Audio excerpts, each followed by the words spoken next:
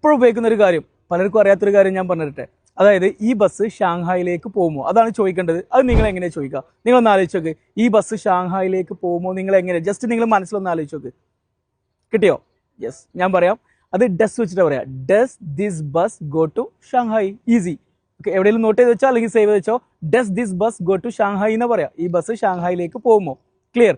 ഇനി അടുത്ത ചോദ്യം, ഈ ബസ് മറീനയിൽ നിർത്തുമെന്ന് എങ്ങനെ ചോദിക്കുക? ഈ ബസ് മറീനയിൽ നിർത്തുമോ, നമുക്ക് എപ്പോഴും ചോദിക്കേണ്ടി വരില്ലേ? അപ്പോൾ does this bus stop at Marina? Clear, മനസ്സിലായോ? അങ്ങനെയാണെങ്കിൽ ഇപ്പോൾ എനിക്ക് ഇവിടെ ഇറങ്ങണം എന്ന് എങ്ങനെ പറയാം? ഇപ്പോൾ ബസ് ഇറങ്ങുന്നതിനെ ഗെറ്റ് ഓഫ് എന്ന് പറയാം. ഇപ്പോൾ എനിക്ക് ഇവിടെ ഇറങ്ങണം എന്ന് എങ്ങനെ പറയാം? I am getting off here. ഇപ്പം ഞാൻ ഇവിടെ ഇറങ്ങാൻ പോവാണ്, I am getting off here, അല്ലെങ്കിൽ I am getting off at the next station, അങ്ങനെയൊക്കെ പറയും. I am getting off. Okay, ഇനി എനിക്ക് അടുത്ത സ്റ്റോപ്പിൽ ഇറങ്ങണം എന്ന് എങ്ങനെയെങ്കിലോ? I need to get off. ബസ്സിൽ നിന്ന് ഇറങ്ങിയുമ്പോൾ ഗെറ്റ് ഓഫ് എന്ന് പറയാം. I need to get off at the next station. മനസ്സിലായോ? അങ്ങനെയാണെങ്കിൽ ഞാൻ നിങ്ങൾക്കൊരു ടാസ്ക് തരാണ്. ഞാൻ എവിടെയാണ് ഇറങ്ങേണ്ടത്? ഇപ്പോൾ നമ്മൾ ബസ്സിൽ പോവാ, അപ്പോൾ എന്നിട്ട് അപ്പോൾ നമ്മൾ ചോദിക്കാം ഞാൻ എവിടെയാണ് ഇറങ്ങേണ്ടത് ചോദിക്കൂലേ?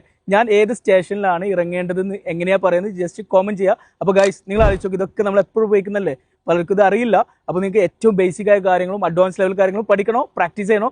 ഞങ്ങൾ നിങ്ങളെ പഠിപ്പിക്കാം. ഞങ്ങൾക്ക് വേണ്ട 2 മാസം സമയം പ്രാക്ടീസ് ചെയ്ത് വളരെ ചെറിയ ഫീൽ നിങ്ങളെ ഇംഗ്ലീഷ് പഠിപ്പിക്കും. റിസൾട്ട് ഉറപ്പാണ്. ഇല്ലെങ്കിൽ റീഫണ്ട് പോളിസി ഉണ്ട്. 2 ദിവസം കൊണ്ട് പുതിയ ബാച്ച് സ്റ്റാർട്ട് ചെയ്യുന്നുണ്ട്. താങ്ക്